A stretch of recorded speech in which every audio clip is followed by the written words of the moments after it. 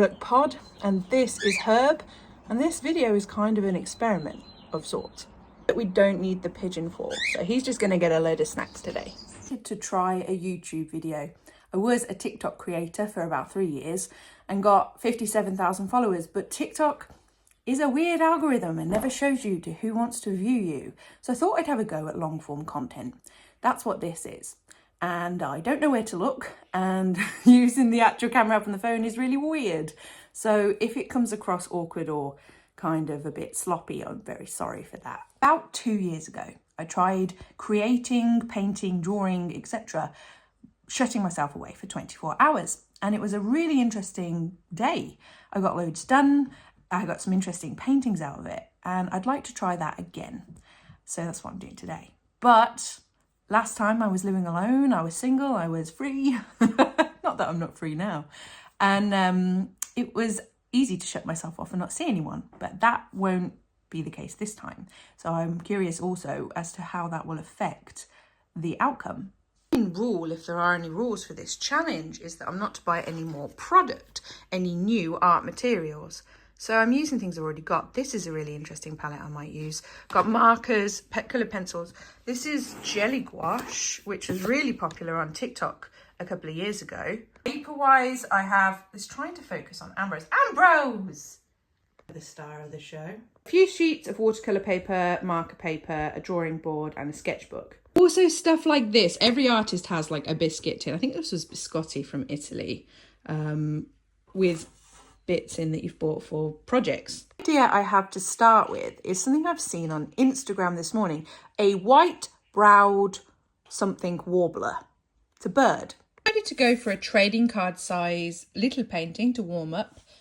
That is the white-browed tit warbler. It's a rainbow, tiny little bird. It comes from China, central China. A weird angle. I'm just gonna quickly draw in this basic shape of the bird.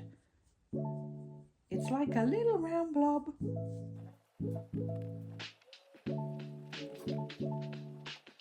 For the painting itself, I'm going to use this vintage confections palette from Prima. Confections palettes are really, really lovely. This is the only one I have, but I'm constantly eyeing the others. Make a little quick wash just to add some colour to the paper.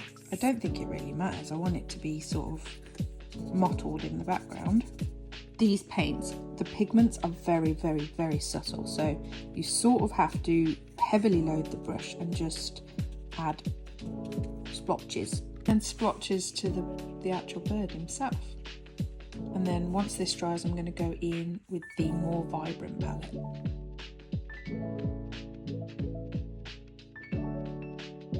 Just going to pick out his feathers with coloured pencils now, and like magic, there he is.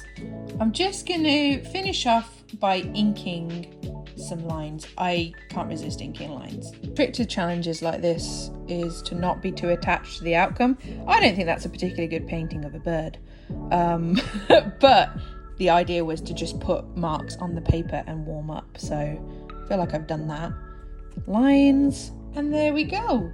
I usually do loads of these little warm-up paintings, and they end up in birthday presents in tiny little envelopes. My boyfriend's got a drawer full of these at work because I put them in his Valentine's gift once. I'm going to just paint all day, see what I create, and come back with the results. 6 hours later. So it's been about 6 hours. I have 4 paintings. Looking at last year's compared to this year's, it's given me an idea of the art products, you know, materials that I should invest in. This is Sib, by the way. Hello. He's pestering me. Here's the little guy I started with, and I also painted a parrotfinch. Parrotfinches are my cousin George. He's only 9, and he loves birds like me. He keeps parrotfinches, so it just seemed like a natural partner. From there, I went on to paint the blue heron. This took me some time. It is pretty much every material that I had. Ink, pencil, gouache, watercolour, and it's shown me between this and the last painting that I did that I need to buy some better painter's tape. it just didn't stand up to any water at all. And the fourth painting that I spent a couple of hours on is this little guy. You know, he's I don't know if you can see that actually, a forest spirit, you know, a stag, and he's got little birds, little robins, and some foliage and mushrooms and stuff going on. I wanted to do so much more with this, but again, the painter's tape would not take it, and I ended up just sort of getting frustrated with it. Contrast, this is the sort of thing I did last year. The paper stock that I bought in the last couple of years I've ran out of, but it's a lot better for watercolours, which is what these are. I was into bears a couple of years ago, and owls. I think I did an owl. I did the bear and the owl, and I think I did another owl on her own. Let me have a look. Can't find her.